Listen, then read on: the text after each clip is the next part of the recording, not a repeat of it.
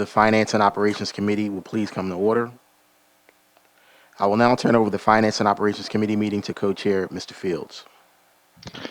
Thank you, Board President Brown. Mr. Rogers, please begin with an overview of your agenda items for this evening. Tonight we have 3 agenda items. All 3 would be considered board action. The first agenda item is the 2021-2022 proposed final budget. So in compliance with the Act 1 timeline, I'll present the proposed general fund budget, and we'll ask the board to consider this to be moved forward for approval at the May 11th board meeting. The second agenda item, Mr. Marvin Lee will discuss improving the indoor air quality through use of the federal Esser funds. So this item, Marvin will go through the idea of how we plan to utilize future Esser funds in order to improve the air quality in our school districts and replace our existing equipment, HVAC equipment. This will also require board action. It'll be more of a board action to give us the authorization to continue in the process and continue researching how we best go through this process. Item number 3, or agenda item number 3, is the policies, which is also board action. There's 3 policies tonight: 004 membership, 810.1 drug and alcohol testing for covered drivers, 810.3 school vehicle drivers. Mr. Fields, if you don't mind, I'll jump right into agenda item number 1. Please do. Sounds exciting. So as I said, our first agenda item tonight is the 2021-2022 proposed final budget. So first, we'll review past, present, and future. So we'll go through the Act 1 timeline. And here are the 2 items that we've really passed through thus far publicly.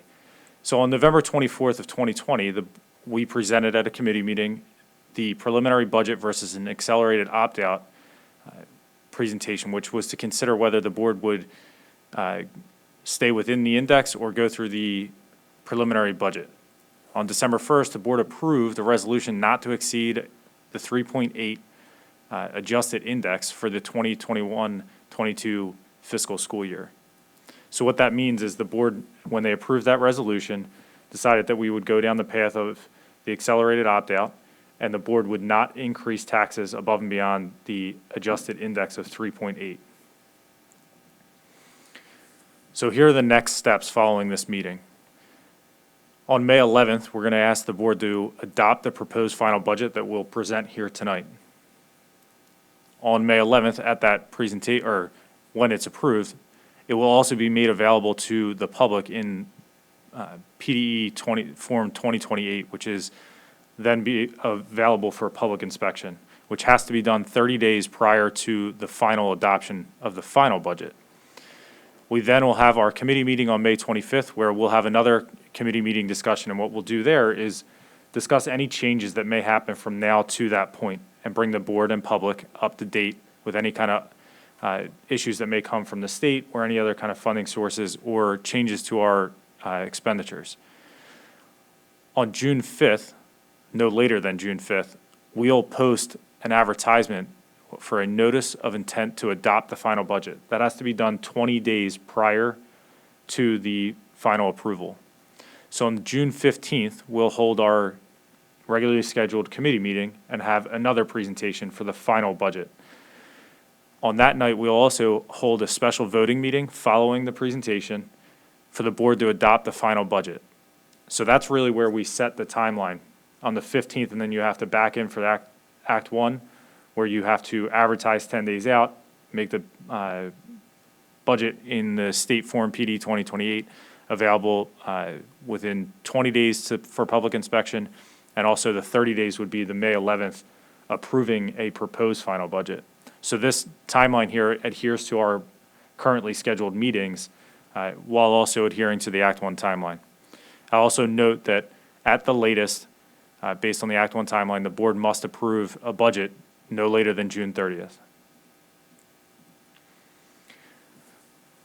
So next up, we'll discuss some of the budget considerations. And this year's moving into the 21-22 budget, here are some staffing additions that we have built into this upcoming budget.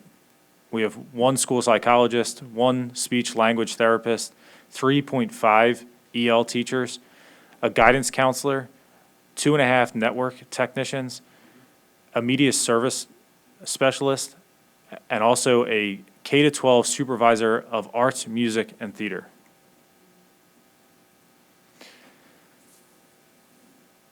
So next up, we'll talk about historically, what do we know? And this is the exact slide that was presented at the November 24th, 2020 committee meeting. And this just shows historically, over the past 5 years, the Act 1 index, the adjusted index, and the actual tax increase for the school that the school board approved. So you can see back to 2016-17 that the school board in yellow across each of those years shows the actual tax increase that was implemented. In 2016-17, it was 0%, although the base index was 2.4 and adjusted index was 3.4.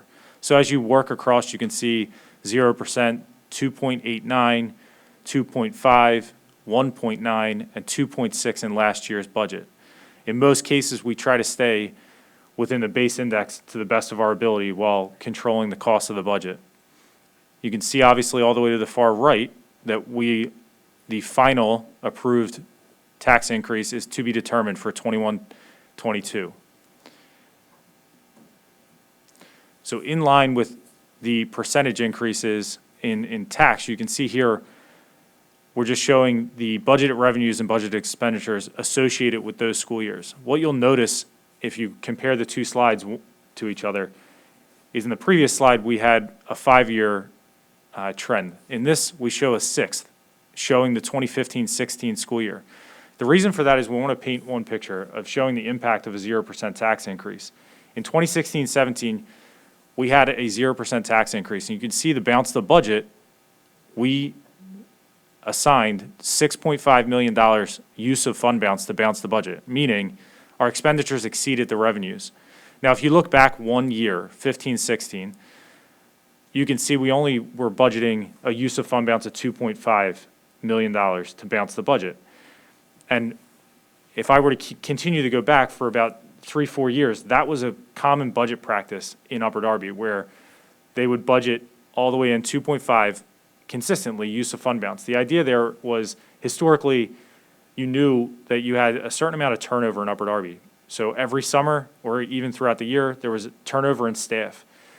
But in prudent budget practice, they budgeted 100% of staffing because best case scenario, you want to make sure all your staff stays with the district. But knowing that the historical expenditures really came in under. So it was a comfort level of being able to budget right there, knowing that in most cases you were not going to actually experience the use of fund balance, but it was the budget practice that was in place. What you see when we went to a 0% tax increase is a $4 million spike in the use of fund balance. Since then, and then there was actually a little bit of a ripple effect into the following year. Although, and I'll go back a slide, in 16-17 there was a 2.89% tax increase, which is the largest tax increase we've had in the past 5 years, but it was really to make up for that 0% tax increase. You can still see on this 17-18, you see that the use of fund balance went up roughly $500,000. There was still that ripple effect. Although the tax increase went up more than we typically have in the past 5 years, we were still trying to make up for a difference in that use of fund balance. Since then, you can see that we've been trending in a downward fashion, trying to make up for the use of fund balance all the way back to 16-17. So you'll see it went from a use of fund balance of $7 million to 6.8 to 6.2. In this current year, 5.3. So you can see the ripple effect of a 0% tax increase, and we're really making up ground. Now, you'll notice that the use of fund balance with this proposed final budget is actually higher than last year. And as we go through the expenditures, we'll really dig into why that is. And it's part of the way the budget was built on purpose. And here's some of the reasons why. So some of the major assumptions are, right now we're working with a 2.6% tax increase, and that's within this proposed budget, which is the base index for the current year. It's also the same tax increase percentage-wise that we used last year. I want to note that as far as funding goes, we budgeted for state and federal funding. We kept everything just about at budget neutral, meaning no increase, no decrease. If you remember to last year's presentations, in the midst of the pandemic, no one really knew what state funding was going to be. What they told us was it had to be at least what they called level funding. But level funding really meant that it was going to be no less than your prior 3-year average, which in most cases is a decrease because your prior 2 years were typically less than the past year. So I'll note that currently, the only information we have from the state is Governor Wolf's proposed basic ed and special ed budget. If Governor Wolf's proposed basic ed budget or proposed budget, just generally speaking, were to go through, we stand to have a $25.9 million increase in basic ed funding and a $2.3 million increase in special ed funding. So you could see what that would do for our budget if that were to go through. With that said, it's most likely not going to be approved. Everything that I've heard from the day that it was announced was there were even the Republican House, there were people who came out and said it was a non-starter, that the proposed budget was absolutely a non-starter, and these things were never going to get funded for this year. So, with that being said, to stay on the conservative side of things, it's likely that we'll actually get level funding. I'm hoping no less than, and optimistically, hopefully we find some increase that'll go through the fair funding formula, which will only better our situation. But, like I said on the previous slide, you see we went from a $5.3 million use of fund balance to 6.8. This is part of the reason. If the state funding is to go up, it'll immediately impact that and bring us closer back to that use of fund balance that we are in for the 2020-21 school year. I'll also note that there's been a lot of talk about charter reform and the tuition calculation and how that would work out. I'll note that we are not accounting for any change in that law because at this point in time, we're not sure where that's going to go. And we'll talk again later about that in this presentation, but if there were any kind of charter reform or standardizing of the actual tuition rate statewide, the likelihood is that it would positively impact our budget. There's been some conversations around coming up with a flat tuition rate, say of $9,500, which is lower, about $500 or so, between $500 and $1,000 below our regular ed rate, and significantly lower than our special ed rate. So if something like that were to be implemented, you immediately would see the savings on the expenditure side of the budget. But at this time, we don't have enough confidence to consider having that built into a presentation. I'll also note that we've gone back and forth about our model, our educational model being, in-person, hybrid, all virtual, the options that we're going to provide our families. This budget allows currently for us to continue with the Upper Darby School District asynchronous cyber program. And I'll just note that in itself is a $1.3 million cost, which does not include previously the Pearson software. So we have the Pearson software licenses. Over the pandemic, I give, again, Christine Kelly and her team and the curriculum supervisors that were here before you in the previous meeting a lot of credit for the amount of work that they put in writing curriculum so that we can move away from the Pearson software. So this $1.3 million is staffing to actually run the program, not the software. That software was removed from the budget in comparison to the current year's budget. This budget does include, which we've discussed in a previous presentation a couple months ago, the issuance of a new bond, the 2021 bond issuance for continued capital programs and to continue on the path that we've been going down for improved capital programs. I'll also state this does not include Esser funding at all. We are not including that in the budget, which is one of the major reasons why you'll see that increase in the use of fund balance. We're building this budget as if Esser is not part of it. The reason being is Esser is one-time money. It will go away. So we want to try and keep our budget as consistent as possible over the years, even with the Esser funds. So what we've done is, and you hear these you heard presentations earlier tonight about how we're going to pay for these curriculum items and how we've been coming to the board and discussing how we're going to use the money. You're going to hear a presentation from Marvin tonight about how we're going to attempt to use the Esser funds to improve our HVAC systems and ventilation. The idea is we don't want to build that into our general fund budget. They're one-time costs. If you do that, you're inflating your revenues, your expenditures, and falsely really creating a comparison that will forever have to be justified later. So the idea is when you deal with any kind of federal funding, whether it be Title I, IDEA, or Esser funds, one-time grants, they all work on what's called a matching principle from an accounting perspective. So what you do is you match every dollar of revenue to every expense. So I spend $1, I earn $1. So what we do is that's a zero impact to your budget. You're always going to match the revenues to the expenses. So when I go back to that previous slide and I talk about the impact to a use of fund balance, although it's not budgeted there, as we use those funds, it will not impact the use of fund balance. That being said, we also have areas that we've focused heavily on in Esser. Two of the main areas are curriculum and technology. What we've done is, without having to, somewhat reduce our curriculum and instruction and technology budgets, and when I say that, I'm talking about purchased materials, not people, purchased materials, so supplies, technology supplies, softwares, different pieces of material like that.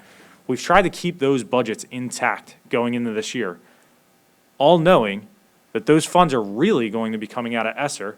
But when Esser goes away, I still have it built into the budget. And I'm not coming back to the board saying, hey, I presented this budget in 21, 22 that showed this great savings, and now I need you to add $2, $3, $4 million back to the budget to get us back to where we were in 2020 and 2021. So those are built in, knowing that those expenses are going to truly be utilized through the Esser funds. So that's why I say you'll see that use of fund balance went up a little bit, but that's how we worked that into the budget so that we kind of move things around to make sure that we're positioned for future years as Esser goes away. So all of that being said, here's a breakdown when you compare the 2020-2021 final budget to the 21-22 proposed budget. And you'll see the first line, revenues, and there's an asterisk next to it. That's revenues net of the tax increase. We typically show this every year, where we show here your revenues, and then here's the additional revenue when you get down a couple lines to the tax increase. So let's just focus on 2021, 2022. You have roughly $209 million in revenue, just about $219 million in expenditures, leaving your expenditures exceeding your revenues by $9.5 million. If we account for a $2.6 million or 2.6% tax increase, it equates to a $2.7 million increase in tax revenue, leaving us with that $6.8 million use of fund balance. And again, visually, you can see it side by side. The 5.3 of the current year use of fund balance versus the 6.8 of potentially next year. And I'll also state that, and this is where it kind of goes back to my previous point, the 2020-2021 budget, we did not budget Esser funds. Slightly different reasoning. Back when we were going through this process last year, we weren't sure how much we were going to get, where it was coming from, and quite frankly, as we moved through the year, additional grants came up. Originally, it was CARES funding. Then it became GEAR and Esser 1, Esser 2. Now we're talking about Esser 3. Along with that, there was CARES money that came from the county. So there were all types of things that had come that if I had tried to project that in last year's budget, we would have missed the mark. It was cleaner to make sure that we kept our general fund budget intact as if we were opening schools in a regular way so that in the future we're still set and we're not taking steps backwards. So every year we always show the community and the board what's the impact of a tax increase. So just like last year, this year we're looking at a 2.6, and as you go across, you can see the assessments in increments: 50,000, 75, 100, 150, 200, 250, 300, $350,000, and then the dollar amount. This dollar amount is the annual impact. So, and I'm sure this question is going to come up as we start talking about assessments. This year is a reassessment from a county-wide level. We've gone through the reassessment, and I'll just walk the board and the public back through what we've discussed in previous presentations. When you go through a county-wide reassessment, the idea is that it's revenue neutral for the municipalities, the township, the school district, the county. So what happens is you do a calculation, you look at the dollar amount that you collected for revenue in the prior year, you compare that to the new assessments, which they naturally go up because we have not had a reassessment in a long time. And then you do a reverse calculation to come back to a new millage rate. That millage rate is to have you be revenue neutral. While you do that calculation, you also want to take into consideration different things that may have changed. So property that was exempt in the prior year that's no longer exempt in the current year, or vice versa. Because if you don't account for that, you're not really revenue neutral. You could lose revenue, you could gain revenue, or you're lost gain, really. So as we went through that calculation, that's all considered here. I know in the past, the number that's always stuck out for the average taxpayer's property has been right around $75,000. And that's for a residential taxpayer. So we redid the math on that. Now, with the reassessment, the average homeowner's assessment is $129,000. So for argument's sake, we'll call it a $130,000 assessment.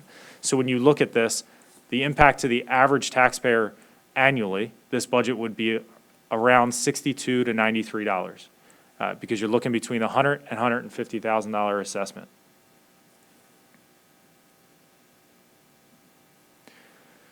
So all of that being said, here's a summary of the actual revenue of the budget, how it breaks out from a percentage perspective when you look at local, state, and federal funding and other. So again, the total revenue is $212 million. Last year's, or the current year's budget was $209. This is a $2.5 million increase to the budget, which is a 1.2% increase. And you can see on the right-hand side, obviously, local funding is really carrying the majority of our budget at 54%. The state's at 41%, federally funded at 4%, and other is 1%. So just to give a little bit more of a breakdown, when you look at that local funding at 54%, if you break that out, 48% of that is real estate tax. 5% is all other local tax, meaning that could be anything from interim tax, public utility, transfer tax, delinquent tax, interest, and various items as such. But you can clearly see that the major burden of all Pennsylvania schools really comes from local tax, local real estate tax on a budget at 48% for Upper Darby. So a more detailed breakdown is, this is the local sources that were referenced on the summary tab, and you can see each area, the taxes, delinquent taxes, earnings on investment, revenues from district activities, revenues from intermediate sources, and other revenues from local sources. That totals $113 million. Compared to the 2020-2021 budget, it's a $1.6 million increase, which is 1.5% of an increase. And the majority of that increase is coming from the 2.6% tax increase, which is, when you go back to the previous slide, it was dollar-wise roughly $2.8 million, and you're seeing only a $1.6 million increase. That's because there are other areas in the budget that we are actually reducing revenue. One of the main ones is interest. So interest rates have really fallen out. Most recently, I had a conversation with one of our financial advisors. One of the investments we were in was earning 1 basis point, 0.1%. And they called me to let me know it was dropping down to 0.02% at this point. So with that type of shift, where we used to earn hundreds of thousands of dollars in interest, this year you're dropping down to tens of thousands of dollars due to the drop in interest rates. Hopefully they go up by next year and will outperform the budget. But at this point, conservatively, we had to reduce the interest earnings. So and the other areas of reduction of revenue are delinquent tax and transfer tax, just on projections that we see now. Between those three, you're talking about about $1 million decrease in revenue, which is where it offsets that $2.8 million increase from the increase in taxes. Next up would be the state source funds. So you see the basic ed, special ed, revenues from non-educational programs, state revenue, which is RTLG, that's Ready to Learn grant, and others. And then you have the Commonwealth of PA revenue, which is SSR, Social Security, and PSERS, which we get a reimbursement portion for all the expenditures that we pay out for employees on the fringe benefit side for Social Security and PSERS. So over the current year's budget, that's $1 million increase in revenue. The majority of that is being driven by the 7800s there, which are Social Security and PSERS. And also there was an increase in our projected transportation subsidy, which I will give all the credit in the world to Mr. Marvin Lee and his team with Forrest Tarver, working through our process of submitting for subsidy through transportation. We've done a lot of work, and I'll also give the board credit because they allowed us to go out this past year and look at a new routing software. And while going through that, and with our new team in place, they have been able to create efficiencies using that software that the board provided them to an extent that they actually increased the budget here by $650,000 of revenue. So there were other areas where we had some drop-offs, and Marvin and his team were able to provide that going into this budget, which is a very big deal, and he can't get enough credit in the world, in my opinion, to be able to pull that off. So the next two areas here are federal revenue and other revenue. Again, as I stated in the assumptions, we tried to keep our federal funds level funded as well. So you'll see it's at 0.1%, it's $6,000. It was a slight adjustment in the allocations, but negligible on an $8.5 million budget line item. And again, for federal funds, at this point, we're being told we should expect level funding. In the beginning of May, Wendy Elgard, our Director of Federal Programs, will receive our projected allocations for next year. So we're hopeful that they increase, but for the time being, we're going to keep those level funded just like we are basic ed, because there's not a lot of information that's coming out that we have at this point to justify any increases. And then you'll see a reduction in the other revenue. That reduction specifically comes from that 9,300, what's called interfund transfers in. That $900,000 was we put a reduction in of $200,000. So you'll see a 6% decrease over the current year budget. That's directly associated with food service. So in a normal year, what happens is the district charges the food service fund for overhead costs, and we equate it to about $1.1 million in expenditures that the general fund picks up, and then we charge back to the food service fund. And we justify every dollar so that when we go through our food service audit, everything is accounted for. Based on the trends of where we've been for food service and how we're operating, it's slightly different than a normal school year. And I know that last year, as we went through the audit, that number was not 1.1 million. It actually was closer to 900,000. It was $894,000 for the 1920 school year. So a $900,000 mark 2 years out is more of a realistic number. And if we were to get back to a full normal operation in food service, depending on the expenditures it takes to run it, we would be able to allocate that and potentially outperform that item on the budget. But conservatively, I think we're going to be closer to that $900 or $900,000 mark. So now that we've gone through the revenues, here's the expenditures. On the expenditure side, you're going to see this is I'll do two high-level reviews, this as the category and then the next as an account function level. At this category level is what's called the function level. So you break down instructional, support services, non-instructional, infrastructure, debt service, prior year expense issues that may come up later in the year, capital reserve, and then contingency funds. So you'll see, obviously, as a school district, 67% or 2/3 of our budget are instructional, and 26%, a little bit more than a quarter, are on the support services. So the lion's share of our budget is obviously the instruction and support services that are provided to our students. This is another breakdown of that almost $219 million, and this is broken down in three major areas: salaries and benefits, purchase services, and then supplies and others. And you'll see here that the majority of our costs, 70%, are salary and benefits. Obviously, the thing that keeps this organization moving are the people. So all of those expenses are it's 70% of your budget. It's also dictated by contractual language. We have contracts with multiple different unions, the teachers union, support union, transportation workers, and then contractual obligations to administrators and all other support staff. So in this case, we came in at a 1.9% increase over the current year budget, and that equates to a $4 million increase in total. And this is the total expenditures went up 1.9%. So we'll dig into those three areas here.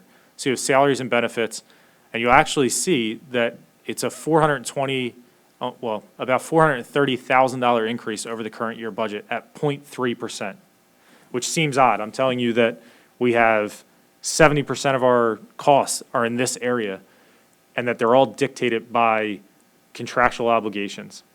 Our contractual obligations typically are negotiated to stick around our Act 1 index, which did occur for our salaries, but on our health side, specifically our medical and prescription costs, were significantly lower than the current year due to the fact we are self-funded through the healthcare trust, and the healthcare trust has been running extremely well. And this year we actually had a decrease in our projected costs for next year because the rates went down. Some of that's dictated by, the pandemic. A lot of people weren't going to the doctor. So unlike let's say a Fortune 500 company who, goes to IBX and buys their healthcare, they may pay a flat dollar amount per person regardless of what the person uses. In our case, we pay into the trust, the fund stays in our account, and only the exact cost. So I go to the doctor for a physical, my doctor bills, that is a dollar for dollar cost straight to the trust, just like every other employee in the district. So if I don't go to the doctor, that cost doesn't exist. So what happens is we'll have reserves built up at the trust, and once you get to a certain point, they have different calculations, evaluations, they go through actuarial evaluations on the full trust, and they come up with the cost. So in the current year, the cost for the entire trust, the renewal, was negative, so a decrease for the cost. In addition to that, the district has our reserves to a point where in that formula, you have a secondary portion to that calculation, and we're at a point where we have an additional negative adjustment of a certain percentage point. So in that, the reason why you're only seeing a $430,000 increase in this area is although the salaries went up, the benefits went down almost identical. They were very close to each other. So what really drove a big portion of this budget is very positive. The savings in the healthcare was able to offset what usually is our biggest increase to the budget in salaries. So the next area is purchase service. So you'll see a $3.3 million increase. So although very happy about where our salaries and benefits landed and the fact that we didn't really have an increase on our budget, in this area, we had a 7.3% increase. Now you see the little red asterisk and the indication down on the bottom left. The 500 codes there, other purchase services, what's included there is actually tuition costs, outside placement, APS, charter schools, virtual charter schools, brick and mortar. In that area alone, just charter schools, we had a $2 million increase to the budget based on projection of enrollment and the tuition costs. Kind of loops right back into that previous comment earlier in the presentation of potential charter reform and the what it would do to our costs. But that 3.2 million there, or 3.3, 2 million of it is specific to charter school funding and the costs that we incur. So I'll move into the next slide, and we're going to kind of segue out of this section, and we'll circle back and just let Dr. McGarry speak a little bit to the charter schools and how that's impacting our budget. Craig, awesome job. I really appreciate the hard work that you put into this and the leadership of this board to be where we are. While nobody wants to see any discussion on the tax increase, it's positive to see that we're in a healthy position as a school district, which, right now surviving this pandemic is good. What I'm about to go through continues to be, kind of an anchor on the school district, dragging us down and holding us back. On slide 7, Craig really did a great job presenting all the bulleted items. What we have in the budget that we've kept in there that's open for discussion, not just tonight but moving forward, is years ago, many moons ago, I've been here for a while, we've been worried about competing with charter schools for a long period of time. One of the greatest areas of growth and one of the greatest areas of concern is in cyber charter schools, and the lack of real reform or any real legislative action recognizing the money generator that business has become. What Craig alluded to earlier is this constant conversation. I know Don Fields is online. He's brought this up many times, and many of you on the board have as well. This discussion of a kind of a flat rate. So many Pennsylvania school districts have gotten together. I'm a member of a urban collection of school districts called the Plus Caucus. We meet pretty regularly, and we're talking about holding a meeting here in Upper Darby to advocate for more fair funding and for more conversations, holding a forum here sometime in the near future to pull the superintendents from across the Commonwealth together to talk about just how hurtful the lack of reform is on public schools. And these are some slides, some factual slides that we'll go through. But on slide 7, as a school district many years ago, we've tried to compete with charter schools. There was a period of time when there was a resolution passed by several superintendents ago to actually pay people to recruit students back from charter schools. And for every charter school student you returned, you would get a $250 stipend. That was one strategy that was voted on and approved by the board several years ago.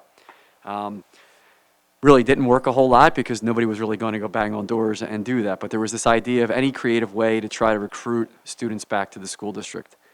Most recently, I say recently, but it's been 5 or 6 years ago, we attempted to move into our own competition with cyber charter schools. And so we attempted to create our own online academy. At that time, Ms. Kelly and I were trying to do it within the money that we had. And I just want to give you a ballpark dollar. We had a program in the school district called a home study program, where students who had discipline issues or some academic concerns could move toward some kind of a home study program where they would have a tutor that would meet with them, and there was a stipend amount to check in with those students as they were receiving their education. That process was about a $200,000 budgetary item. At the time, we tried to compete with charter schools that were ballooning upwards of $6-7 million a year, which is, we're over that mark tonight with this presentation. We put about $189,000, Ms. Mitchell, I know you remember it.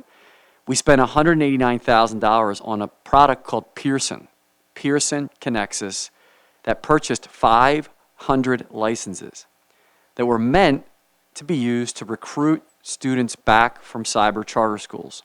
What we learned through that process is, as many public school superintendents will tell you, we can provide an education, a good education, for far less than our competitors.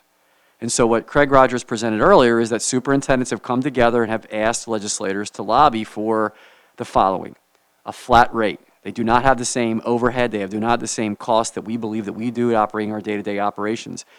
A special education cyber school student can cost $30,000 a year to a school district.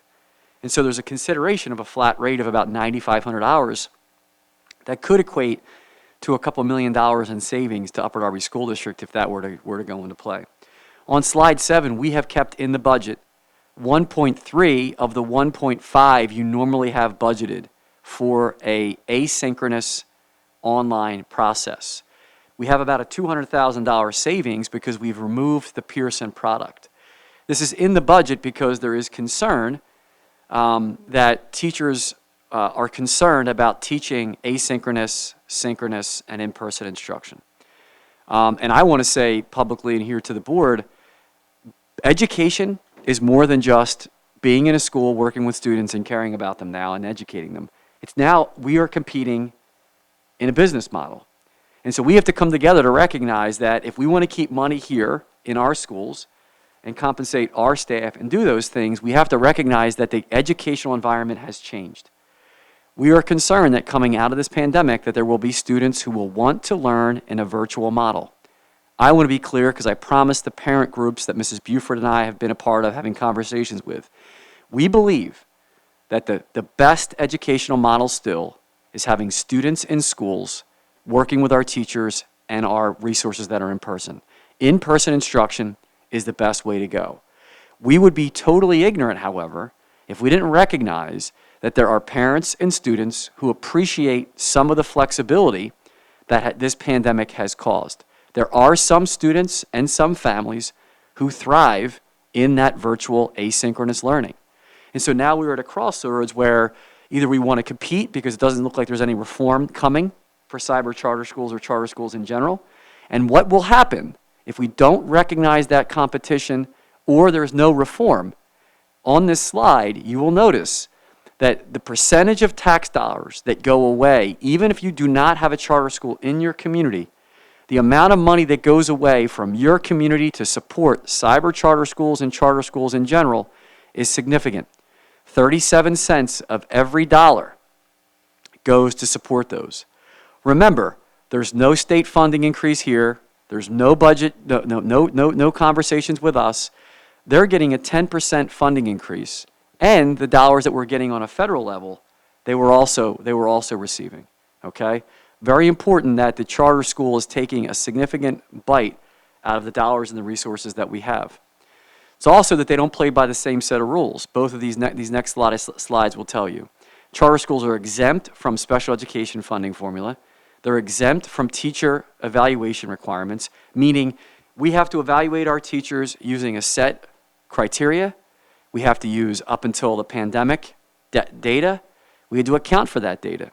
Charter schools are exempt from that process. They have fewer certified teachers, and they are also often run by private board of directors, and obviously they don't perform as well. I bring this up because it's a competition. It's become a competition, and some are making some significant dollars in this competition. We have to recognize, are we going to provide asynchronous, synchronous, and in-person learning or not? And so in our budget, if we wanted to look at a potential savings, there is $1.3 million that is in there to support asynchronous instruction. That is an area to consider, that we would look at how can we support our current teachers to keep that up and running, with it, whether it's a financial support or a review of that. We've kept that in the budget because we know that there are a number of parents in our community, Dr. Manfrey, myself, Mrs. Riccioni, Mrs. Frank Salerno. We've met with parents who will keep their students in asynchronous instruction, who will keep their students in synchronous learning.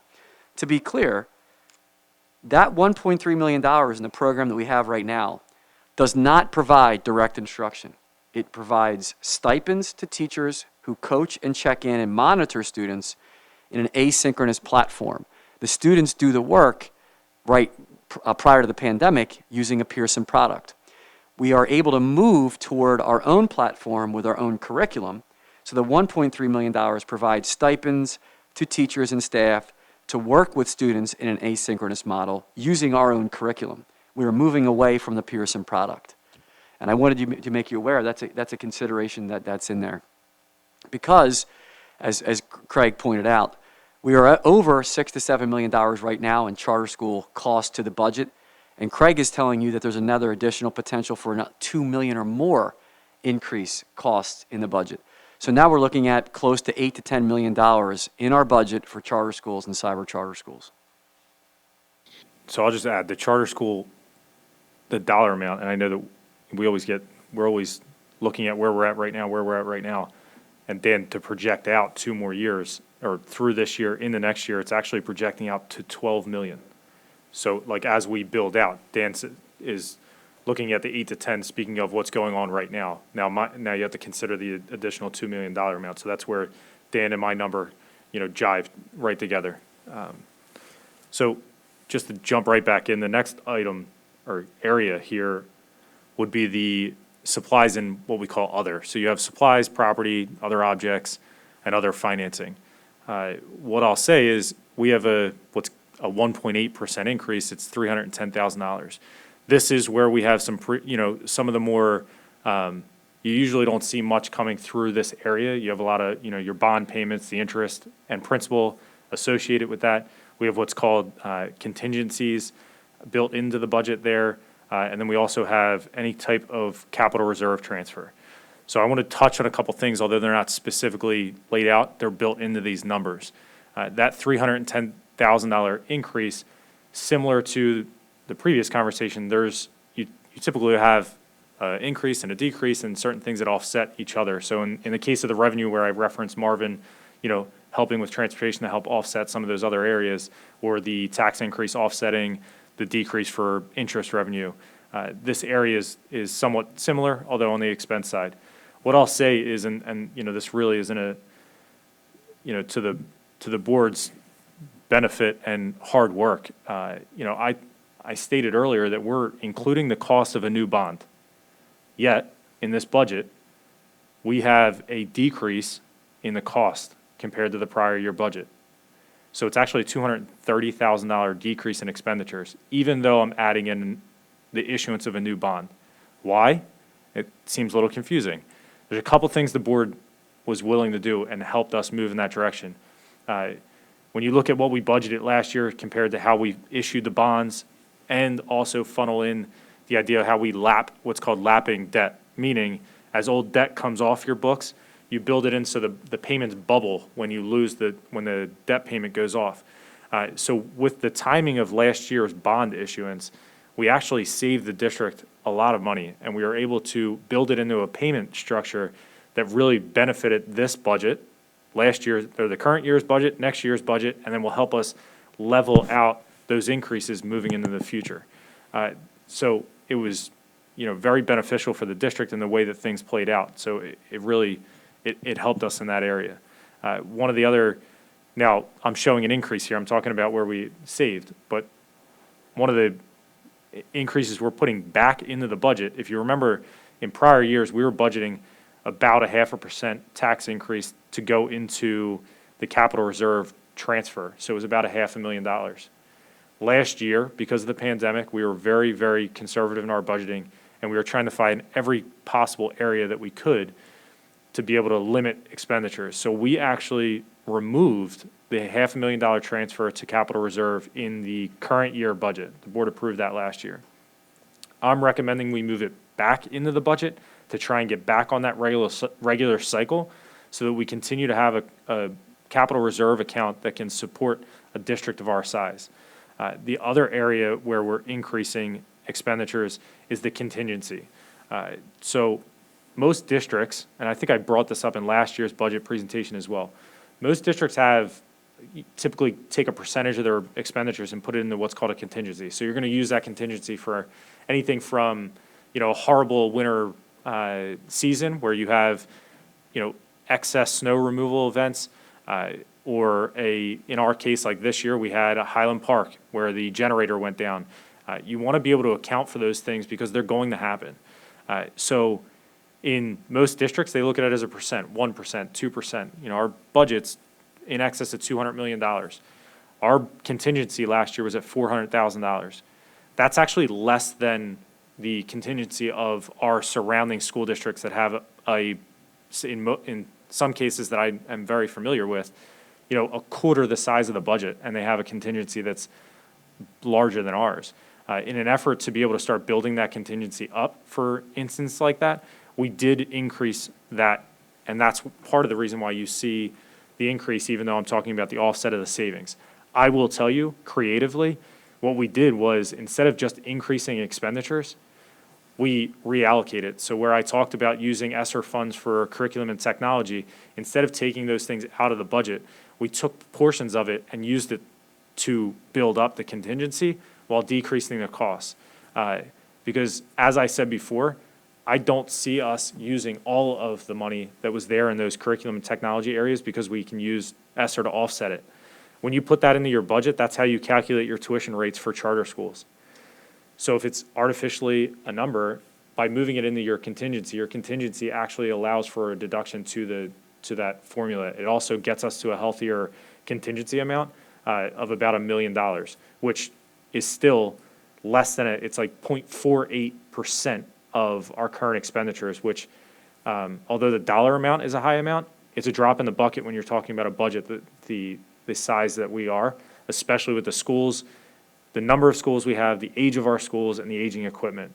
So, even with all the Esser funds that Marvin will talk about, we're looking at costs on that area in that next presentation that far exceed what all of the Esser funds are available for us. And obviously, our first order of business with Esser funds is instruction and being able to improve the instructional model, make up for lost learning. And then the final piece of that is use what we have left over to help offset the cost of our aging facilities and the systems we have in place. So that goes through all of the revenue areas, the expenditures, and I just want to go back and we'll kind of finish how we started and go back over the timeline. So following this, our next board meeting is May 11th. I hope that the board will go through with approving the proposed final budget. Please note, I know the board members know this, I'll say it for the community and anybody else watching, that we're following the Act 1 timeline as prescribed by the Pennsylvania Department of Education. What that means is, this is really checking a box. The board is required to approve a proposed final budget 30 days prior to approving their final budget. So May 11th would give you in excess of the 30 days before having to vote on a final budget on June 15th. And I say that because, and we say this every year, this will not be the final budget. Numbers will change. We'll hopefully get more information from PD, from the feds, hopefully positive information that will help impact this. We also don't stop building the budget. There's a lot of work that went into this budget where it's, we meet Marvin, Mike Casey is our controller of finance, Christine Kelly out of the curriculum office, Greg Manfrey, and Frank Salerno meet with every single one of our department heads and review their budget and what they're in charge of. And we go through each one of them all through February and March, and then we circle back to pull all that information back together to give you the document that's before you now. All of that being said, we don't stop. We continue to evaluate where we are, any way that we can, adapt the budget. And in most cases, we're looking to increase revenue and decrease the expenses in any way we can without negatively impacting the instruction of the students. So we'll continue to try and find creative ways to reduce the expenditures. I'll look back into the revenue as we find out more from the state. I'll also do, we can continue to do dives. If I find out that there's some type of interest rate spike or something that's coming up, maybe I was a little too conservative in an area. We don't stop looking at it so that when you get that final budget at June 15th, which will be another presentation very similar to this, we'll discuss what were those changes, what did we go through, how did it impact the bottom line for the budget.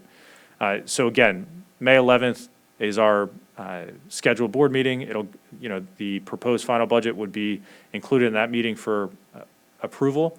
In that same night, you have to make the PD 2028 available for public inspection. That's where 30 days out, you have to have approval of the proposed budget, proposed final. 20 days out, you have to have it out for public inspection. We just make it, if you're approving it that night, you might as well make it available to the public for public inspection. So we'll exceed that timeline.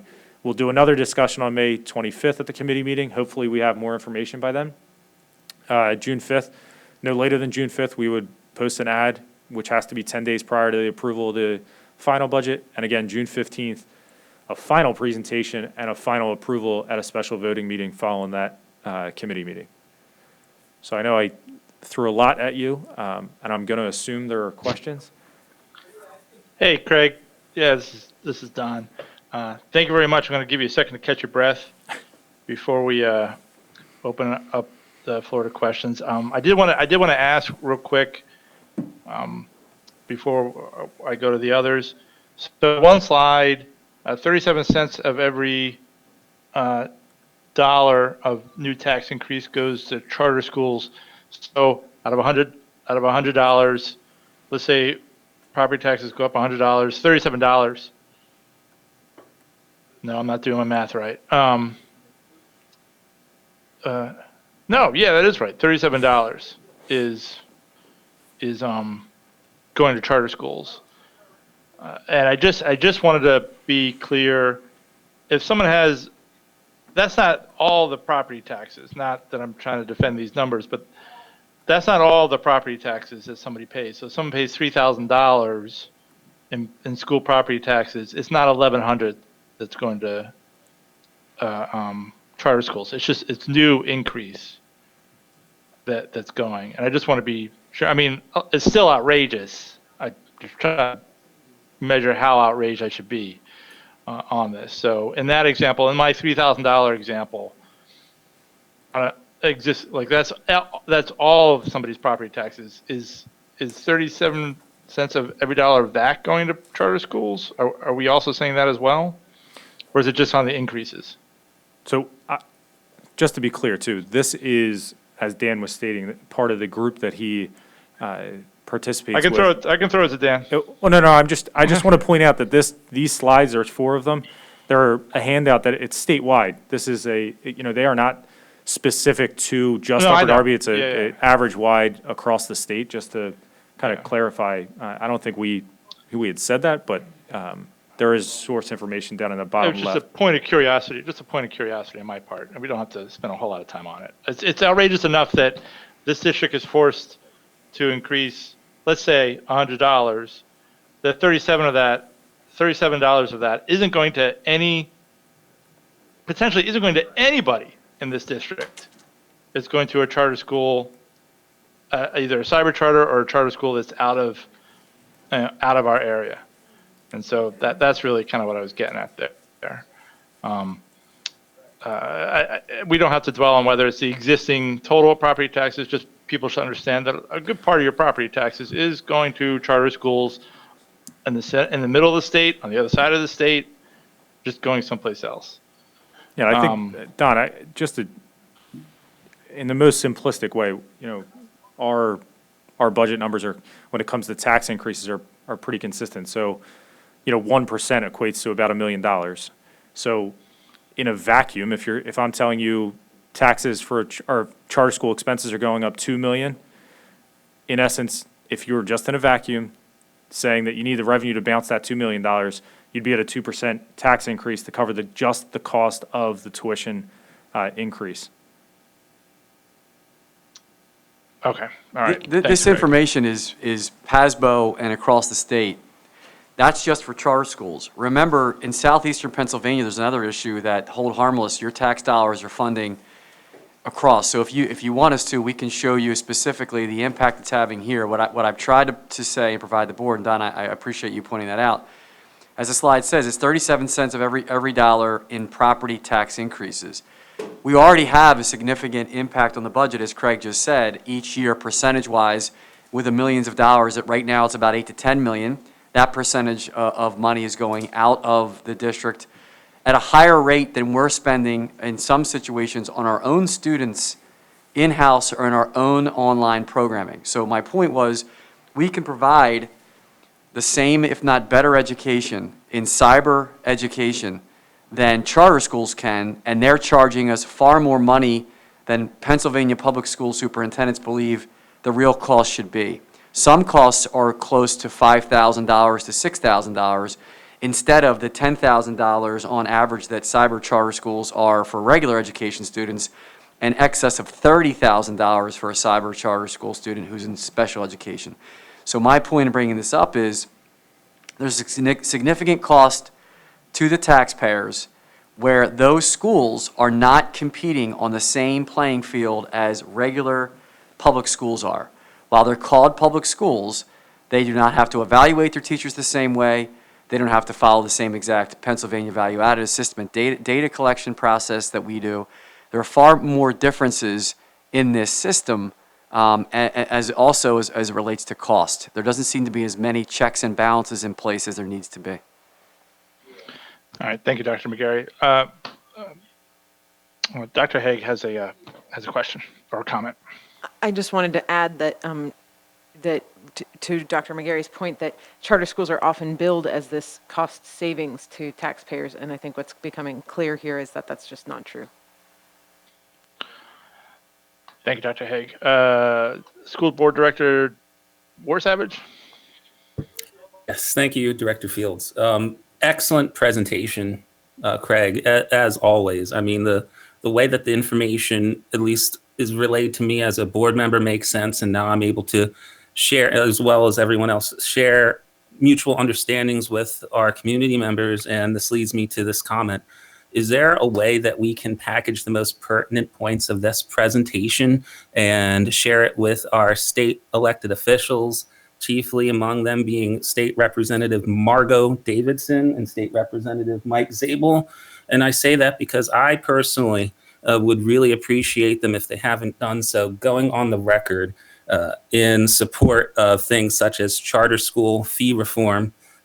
In addition to a couple of slides back, there was the proposed funding by the state.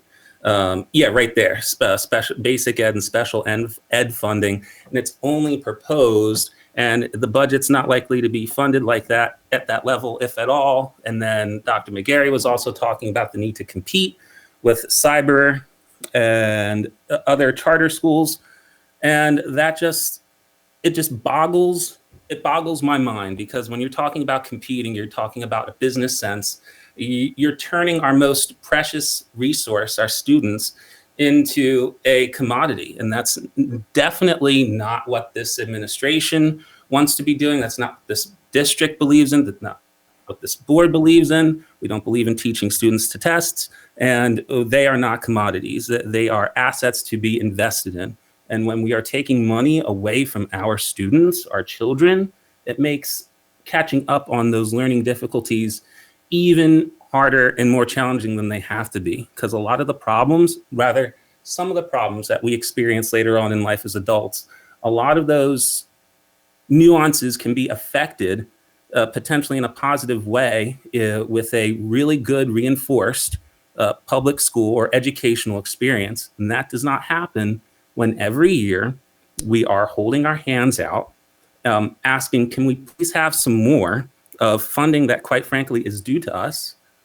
And that's not counting the fact that, of course, we have the different one-time fusions of cash through Essers and et cetera. That is one-time funding, and that is also a drop in the bucket, because we are underfunded at a clip of $20 million a year. And just this past week, members of the school district had with PCCY for equitable funding. I know Mrs. Curry, I believe, was a part of that, as well as others. And we also had a group of young people through UDTJ who were also at the state capitol protesting for equitable treatment of public schools. So, I mean, is there any kind of way that we can get, or even invite the state reps to consume this information and, again, go on record for support of getting us the funding that we need, so that we don't have to continuously have these conversations where we're considering a tax increase that doesn't necessarily, put all those funds into, say, a rainy day fund, or more investments into things that directly affect our teachers and our students. It's basically making up for the fact that the state isn't doing enough to pay their portion of the educational experience that they're responsible for. I know it's a loaded comment, but as a student, as an alumni, as a taxpayer, and now as a board member, I'm really frustrated by the fact that the state still hasn't done enough, and there are these opportunities clear as day to make this catch up. It just needs to be done. That's where I stand. Yeah, Mr. Warsavage, I appreciate your comments. As I alluded to a little while ago, I'm hopeful. I participate with a pretty awesome group of superintendents from throughout the Commonwealth. One of them's a former high school principal, Chris Dormer, who's on that group with me. And we're kicking around the idea that we're trying to pull, even using technology, having some of us here, some of us from the western part of the state, all throughout the Commonwealth, joining forces. I haven't shared this yet with my team and Ms. Buford yet, but so here we go. And we're going to try to invite the press and coverage to have this conversation, uniting the school districts, since we were able to get the ear of the U.S. Secretary of Education, and then to invite folks like other national communication companies or newspapers to understand what we're up against. Pennsylvania is one of the not only most underfunded states and public education systems. I will tell you that it's also considered the worst charter school law in the country. It's considered among the worst as far as how it's been handled. So there are two different issues that I think are open for discussion. Just to add to Dan's point, Damien, I think that the slide that we have up, it's slide 7, from my perspective, and I guess it takes me back to a couple of years ago, we had a pretty spirited budget presentation where, our previous boss and previous CFO of the district referenced the shame, and I'm not going to, I'll say it as that, the shame, the shame of what was happening from a funding perspective. And anybody that knew, Mr. Grant, he didn't get animated like that in public very often, but it took a topic like this to bring him to that animation. And he was absolutely right. The way he delivered it was great. It was one of his best presentations. But this slide right here speaks directly to it. Governor Wolf came out with a proposed budget that if we were to actually get this funding, that's all I'll ask for. If we, if we were to actually be given the $25.9 million increase for basic ed and the $2.3 million increase for special ed, I can't tell you what that would do for our budget and our students. You go back and we revisit the same topics all the time. You hear Esser and it brings back bad memories for people, specifically Dr. McGarry. You look back at the lessons learned through what used to be the ARRA funding. That's the last time you saw a major injection of one-time money and how people used it. And now all of the webinars associated with Esser funding have now hindered the warning of, look what happened with ARRA. People went out and paid staff, and then you had a major drop-off. Now they're calling it the cliff. Don't fall off the Esser cliff. That's what everybody is saying in all these meetings statewide. Something like this takes you back to a better place than you would have been if ARRA never went away. You hear about the reading specialists we had at elementary levels. We would be able to inject an unbelievable amount of supports to all of our levels of education, elementary and secondary. You'd also be in a situation where, this starts to level out that idea of local funding versus the local effort versus the state effort. That would really level the playing field. I wouldn't be sitting here in front of you asking for a 2.6% tax increase. There's a potential there that you could explore the idea of decreasing taxes in a given year because of that influx of money. That shows you that our budgets have been put on the back of our taxpayers.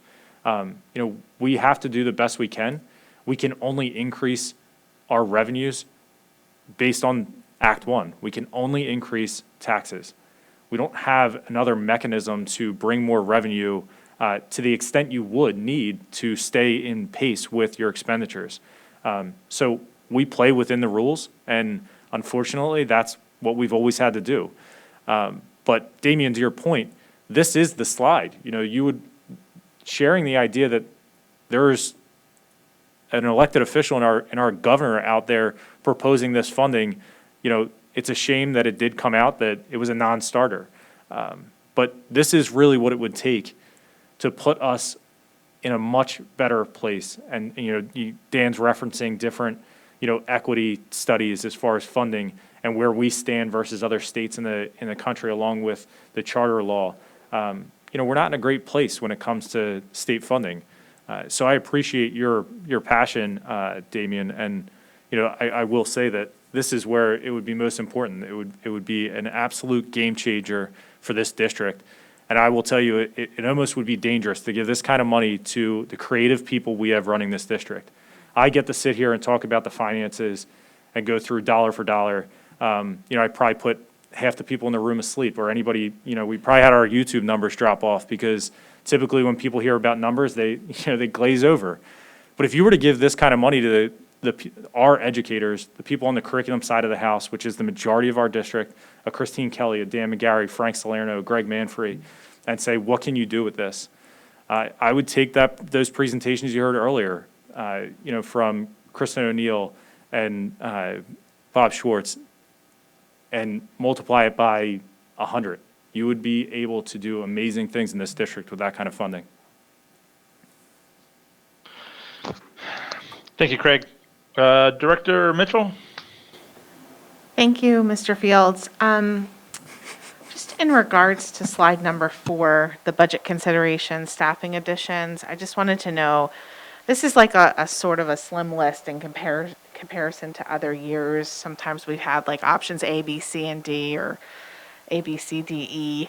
And I'm just wondering what the total is on that. And then also, I would love to see the last bullet point be a supervisor of performing arts, not just art, music, and theater, to include dance and other forms of artistic expression. Yes, we have had internal conversations with that concept in mind. As far as the total staffing costs, or total staffing that we went through this year, and again, this is, just based on needs.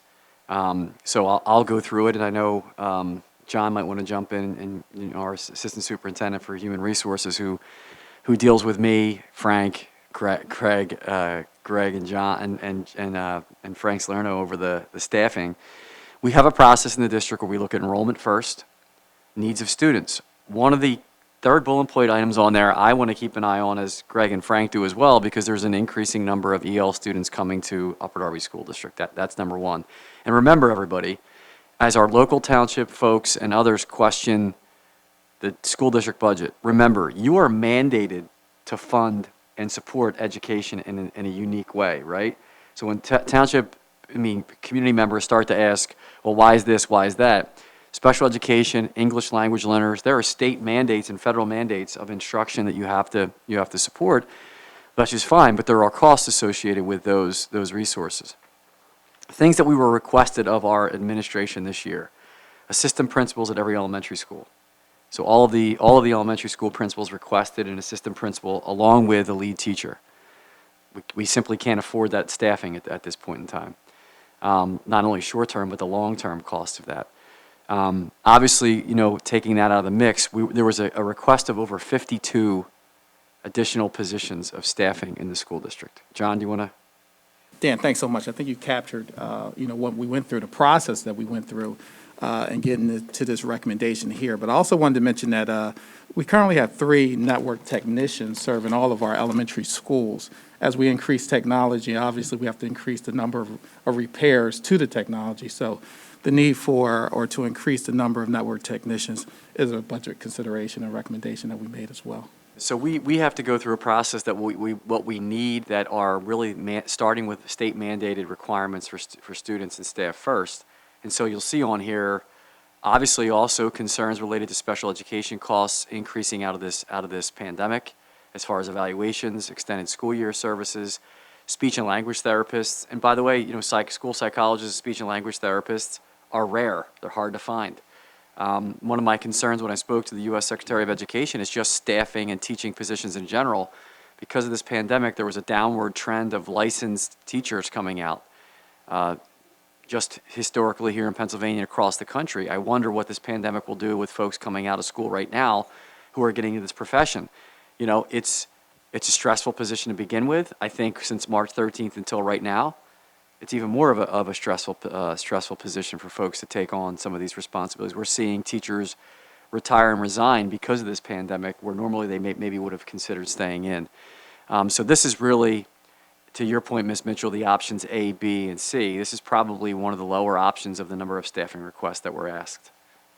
So is this like a non-negotiable, we need all of these to meet the student needs? Yes, we did not come out of the gate asking for a wish list. These are really staffing considerations that we need to service the students. And just one more follow-up comment. I just want to remind the public, and the rest of the board knows this, but even with the proposed tax increase of 2.6, we can only raise $2.7 million with that tax increase. And that's really critical when you look at what the state, what Governor Wolf proposed, 25 million. We can only raise, at the base index, $2.7 million. And it just does not, it's not sustainable over the long haul. As you all know, I've been fighting for fair funding for way too long. And hopefully one of these days we're actually going to get it.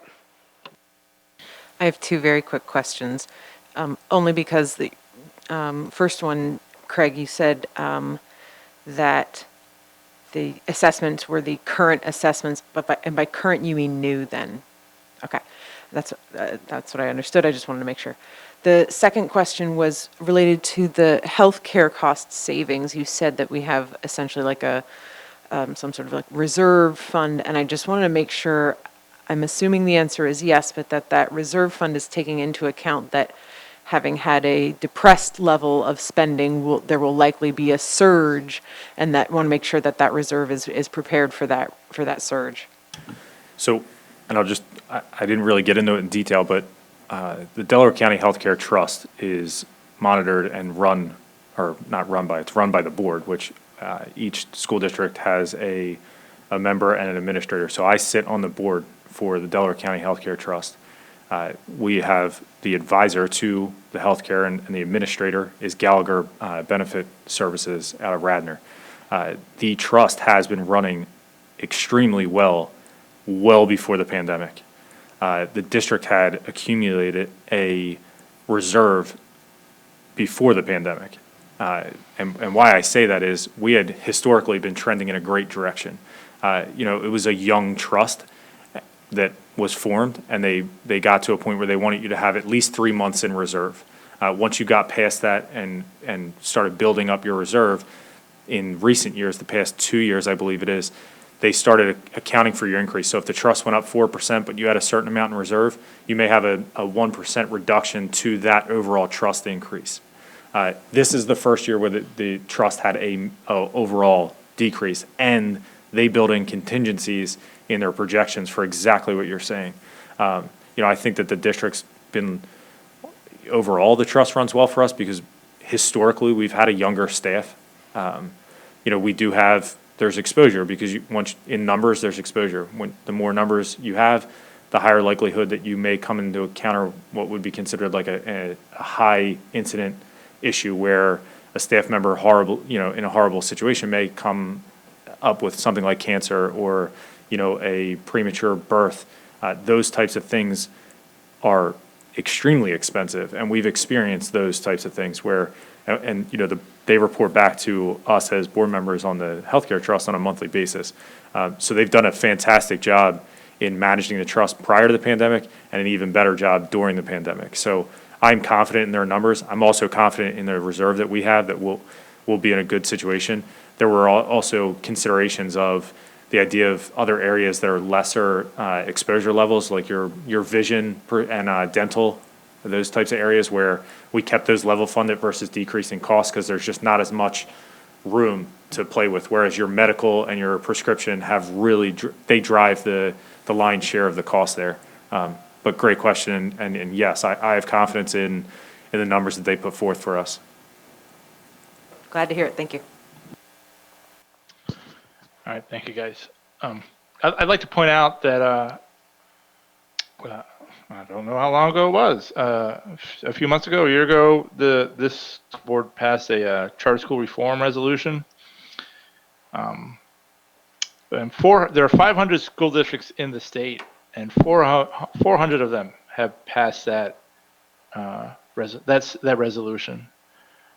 And so there is a situation where the community and the population is demanding reform, but electeds, not necessarily our electeds, but electeds across on other parts of the state are not listening.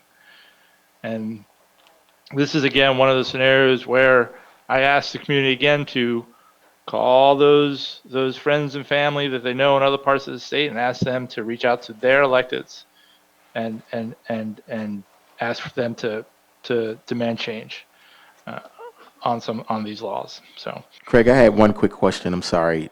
I go back to 2021 bond issuance, capital projects. Is that exact figure called out somewhere on one of your slides?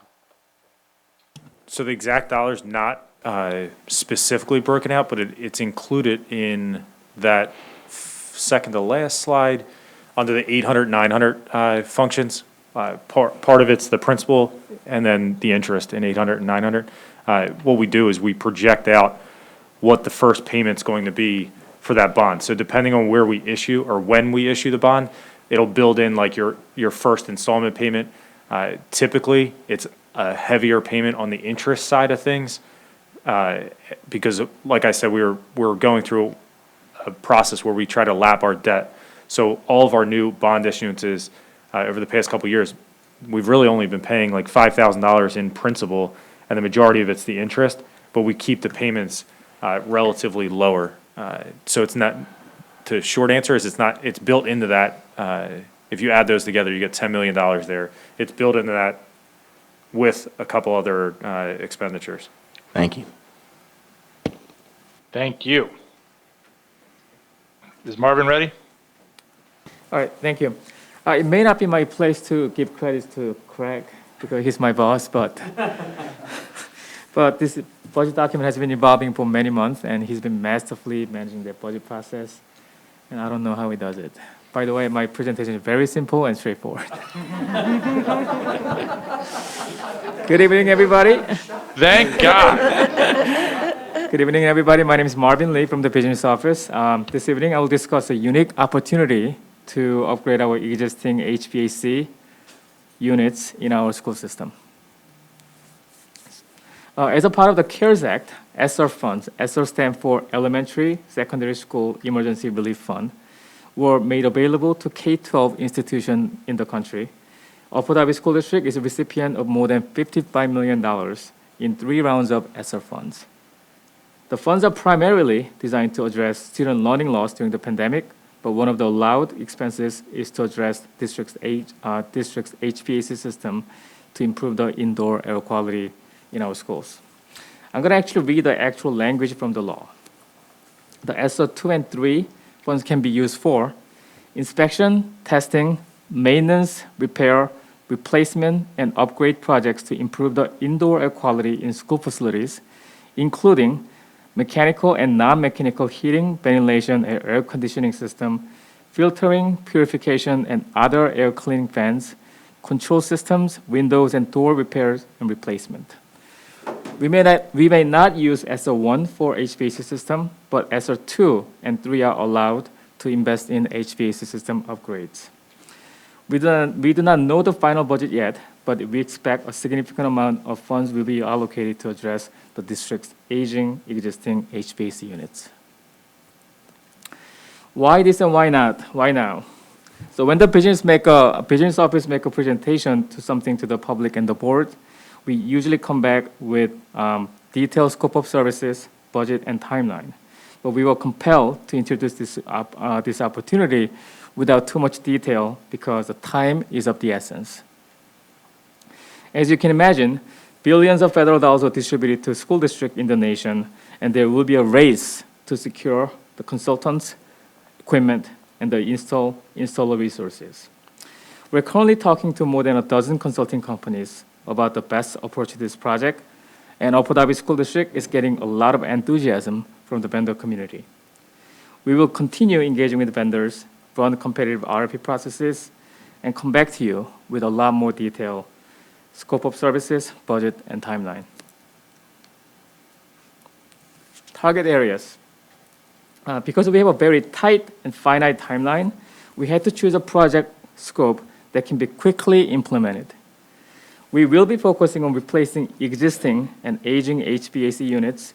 We are talking about hundreds of existing univents and air handlers. Fortunately for us, we have a comprehensive building study that's already completed, which lists all the HVAC units, and we also have developed and have been maintaining the capital plans since fiscal year 2020. So we are in a situation that we can quickly implement those projects into work. How are we going to measure our success? So obviously, we want to improve the indoor air quality in our schools for the teachers and the students. However, we also want to achieve the following 3 items. Number 1, on time and on budget. This project can be a multi-million-dollar project, so we want to make sure that we are on time and on budget. Minority participation. We'd like to maximize the minority participation rate in our project.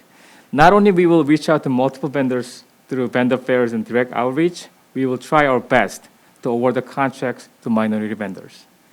This point has been reiterated to every single opportunity we had with the potential vendors. We are engaging with the potential partners and organizations. Finally, we'd like to track and report energy conservation measures.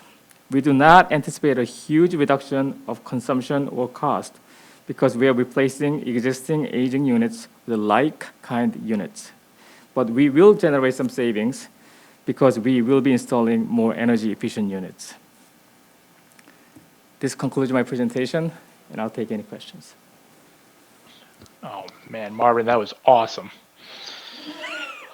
I want to make a comment real quick on how critical this HVAC expenditures are and how well positioned. I don't have to. I think Marvin already explained how well positioned we are to make these changes. Lower Merion School District, it was in the news today.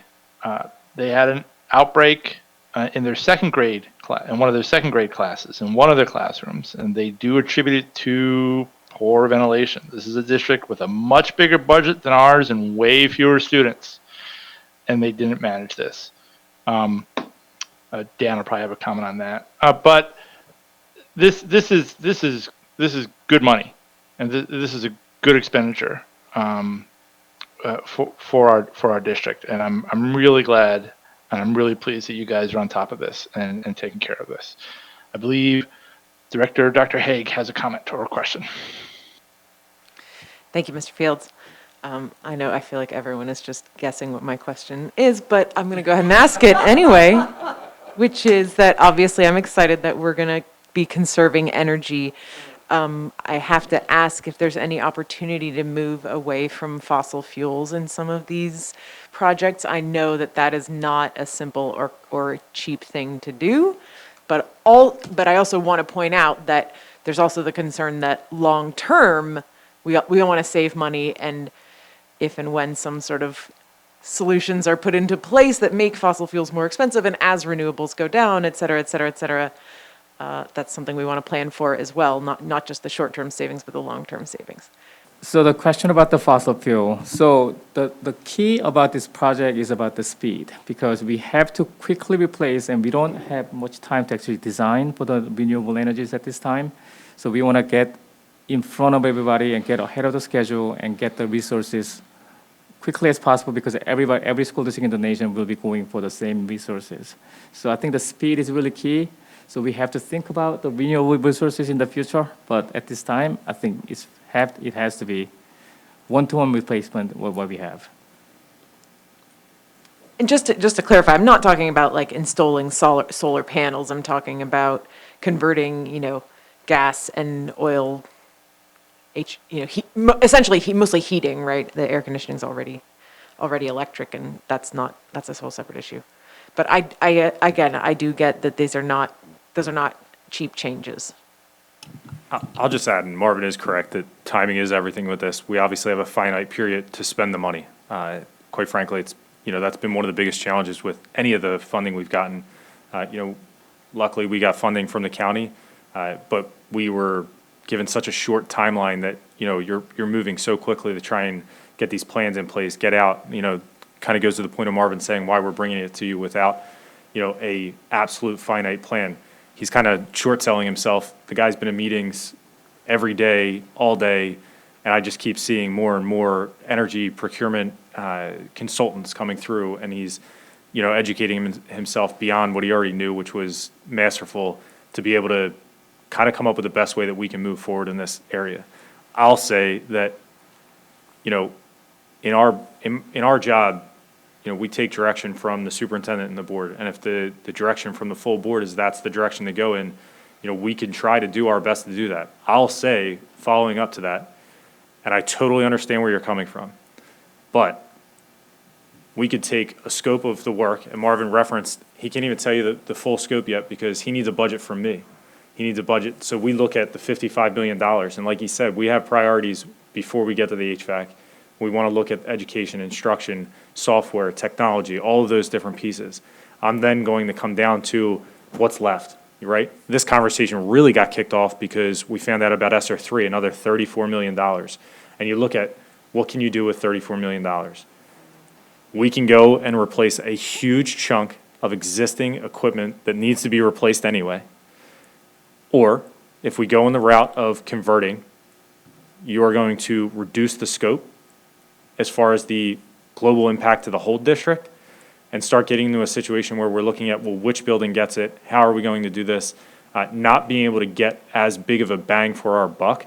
And I know that the cost right now is more favorable to be in the situation we're in as far as the fossil fuels that you referenced. And I totally understand, that hopefully the nation is moving in a different direction.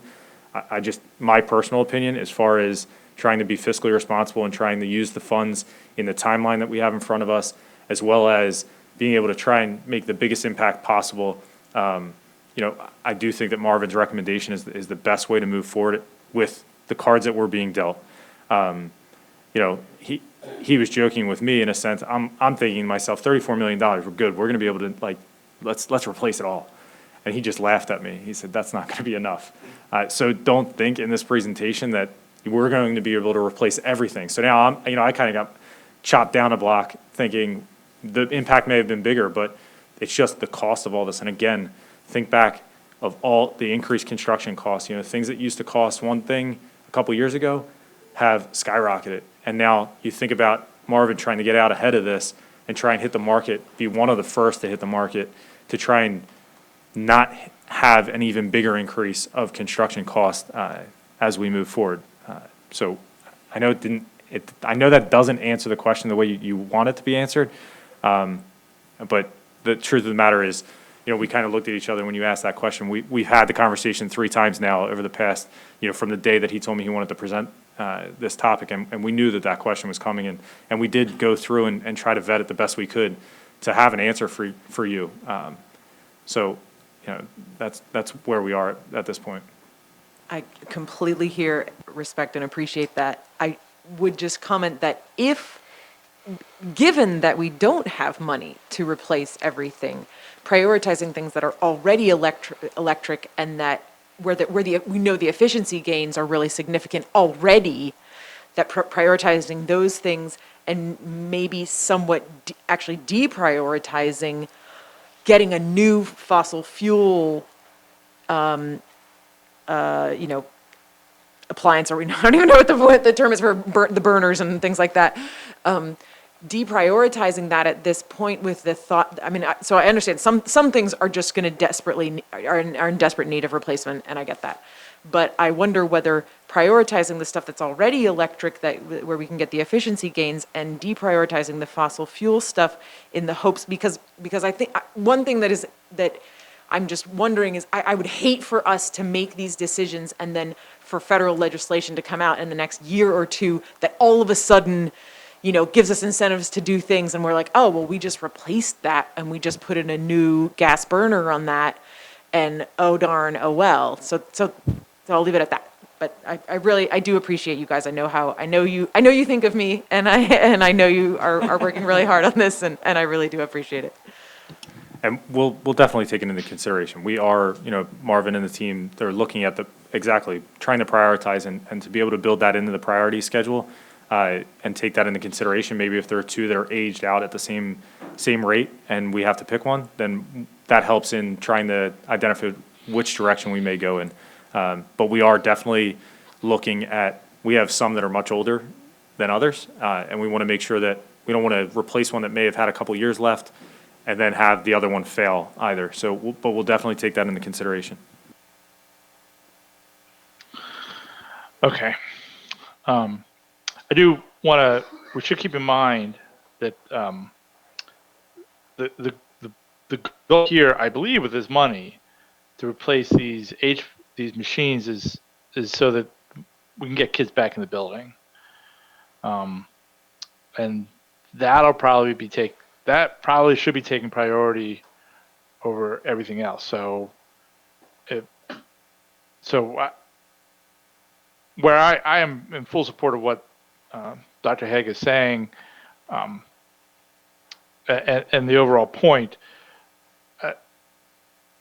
the way we get people back in these buildings, this is one of the ways we get kids back in the buildings, is upgrading these systems so that we can have kids safely in the classrooms, and we're not, recycling, air with viruses and things like that.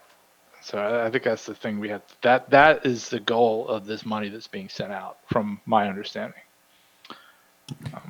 Yeah, Don, you are correct, and as we go through this, I guess we could have been a little more specific. One of the areas that has a major is as far as useful life and where they are. Marvin quickly referenced Univents. The Univent systems at, like, for example, Beverly Hills Middle School is older. This will give us an opportunity to look at a system like that. And those Univents, each one of them, and I'll say it right now, an operating Univent system in a classroom has a MERV 13 filter in it, which is hospital grade. It's the highest recommended filter that we were able to put into our systems, so that the air is being filtrated through those high-end filters, which we used Esser funds to purchase those filters.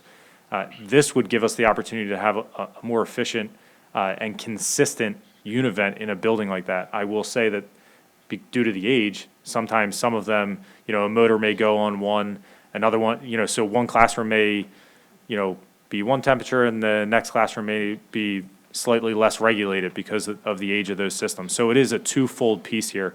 I don't want to downplay the fact that the district did a great job at getting, the proper filters and the MERV 13 filters into every classroom that we had a Univent or forced air circulated through a filter. They're going through MERV 13s. In addition to that, we were able to buy HEPA filters, standalone units, for every classroom that we deemed did have any type of air circulation issue. We were hoping that was going to be more of a one-time purchase. Turns out it's going to most likely be multiple purchases, because we now have to buy filters for those and continue working through that process. But that's where this money will still be set aside for that. So, I want to have you rest assured that we are and have been, keeping an eye on the filtration, that this money is going towards, improving the actual, Univent system, so that we don't have to deal with the broken down motors, and where we can add, we will. But, with the age of our current equipment, it's really going to be a replacement project and not an implementation of, brand new systems being put in place that didn't exist before. All right. Thank you, Craig. And I don't want anybody to have the impression that I was implying that we hadn't been making our classrooms safe. That part I knew. I do know that in years past, we've only had money to repair some of these systems. And so now we have an opportunity to replace them, although not all of them, according to Marvin. But we do have an opportunity to replace some of these systems that have probably been costing us money to just repair. And so I'm excited about that. So unless you want to make a comment on that, if there's no other questions or comments, I would really love to get to the new policies. Okay, so for this meeting, there are changes to 2 policies and changes to an attachment on 1 policy up for consideration. The 3 policies impacted are Policy 004, membership. A attachment is being added, or rather a BOG is being added. Policy 810.1, drug and alcohol testing for covered drivers, and Policy 810.3, school vehicle drivers. So I will note, as I did in the other meeting, that as policies are reviewed and updated by the district, gender neutral language is being introduced. So, the first policy, Policy 004. For this policy, a BOG 004 BOG 5 is being added, and this is a both the oath that new school directors take and the certification of that oath are contained in this BOG. So this is a new BOG which contains the oath of office for school directors, the certification of that oath, and other information. The words in the oath itself have not changed. Per updates to Pennsylvania law, the new certification allows for a notary public to administer the oath of office remotely using approved electronic communication technology. I do not have and have not been able to locate the previous version of this document, which is not attached to the active policy in board docs. I believe that the changes from the prior document are the text in bold about remote notarization. And these will be evident. The New BOG will be attached following approval at the May board meeting. The only other changes to the text of policy 004 are gender neutral language. For policies 810 and 810.3, these two policies are being updated to conform to changes in Pennsylvania law as follows. First, employees of the district who are licensed drivers are now allowed to operate on an emergency substitute basis a commercial motor vehicle within the boundaries of the district for the purposes of removing snow and ice if the properly licensed employee who ordinarily performs this task is unavailable and the district determines that a snow or ice emergency exists that requires such action, and the district employee operating such a vehicle on an emergency substitute basis has a certificate of authorization from the superintendent or school board. And second, changes to the provisions for drivers with a commercial driver's license to reduce the time covered drivers have to report an arrest, citation, or charge from 30 days to 15 days, and clarify when the employer, that is the district, can take action against a covered driver reporting such an arrest, citation, or charge. So that concludes my comments. Thank you very much. Thank you, Director Desnoyers. I think, Craig, I throw it back over to you. Aranda, do we have any public comment? We do not. Okay, so I'll review the agenda. Again, we had 3 items. First up was the 2021-2022 proposed final budget, and we're asking for board action to move it forward to the May board meeting. All right. Does everybody agree to move forward to the May board meeting? Yes. Yes. Yes. Yes. Okay. Next up was the improving indoor air quality through the federal Esser funds, which also we're asking for board action. And what we're asking for here is to give authorization to continue down the path of researching how we're going to implement this and the actual procurement method we'll use. And we will report those back to you prior to asking for approving a contract of any sort. Yes. Yes. Yes. Yes. Yes. Yes. Finally, we have the 3 policies for board action that board member Neil Desnoyers just reviewed. Yes. Yes. Yes. Yes. Yes. Yes.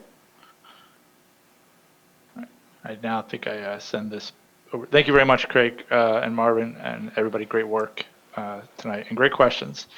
And I think I send this back over to Board President Brown. Thank you. A motion is in order for the adjournment of the Finance and Operations Committee meeting. All those in favor?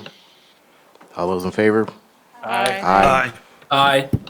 Meeting adjourned. We'll jump right into our next meeting, our special meeting. There was a closed session on April 25th from 6:30 p.m. until 8 p.m. and April 26th from 6 p.m. until 6:55 p.m. for matters to be discussed within the limitations for closed deliberations as prescribed by Pennsylvania Act 93 of 1998. For those meetings, there were personnel matters. Mr. Fields, the facilities report, please. The facilities report is in the hands of each board member and has been made available to the public. I enthusiastically move for its adoption. Second. Thank you. Are there any comments from the board? Yes, President Brown, I am very pleased that the district is about to take a first step on a meaningful addition to educational capacity in the district. Thank you. Thank you for your comment, Director Desnoyers. Are there any other comments from the board? Okay, hearing none. Are there any comments from the public? There are no comments from the public. Thank you. All those in favor, please signify by saying aye. Aye. Those opposed, please signify by saying aye opposed and state your name for the record. Those abstaining, please signify by saying I abstain and state your name for the record. The motion carries. Round of applause.